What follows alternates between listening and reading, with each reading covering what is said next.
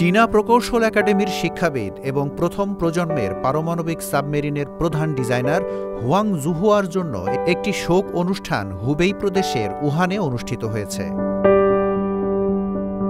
পরিবার, বন্ধুবান্ধব এবং সর্বস্তরের মানুষ যারা শোক প্রকাশ করতে এসেছিলেন তারা হুয়াংয়ের প্রতিকৃতিতে ফুল দিয়ে শ্রদ্ধা জানান। হুয়াংয়ের শিক্ষা প্রতিষ্ঠান সাংহাই জিয়াওটং বিশ্ববিদ্যালয় সেদিন তার জন্য এই স্মরণ অনুষ্ঠানের আয়োজন করেছিল। হুয়াং ৯৯ বছর বয়সে উহানে মারা যান। তার পুরো জীবন চীনের পারমাণবিক সাবমেরিন কর্মসূচি উন্নয়ন ও অগ্রগতির জন্য উৎসর্গ করেছিলেন। আমরা আমাদের সাবেক ছাত্রের স্মৃতির প্রতি শ্রদ্ধা জানাতে এখানে এসেছি। আমি মনে করি তার দেশপ্রেম থেকে আমাদের অনেক কিছু শেখা উচিত, কারণ তার পুরো জীবন দেশের জন্য উৎসর্গ করা।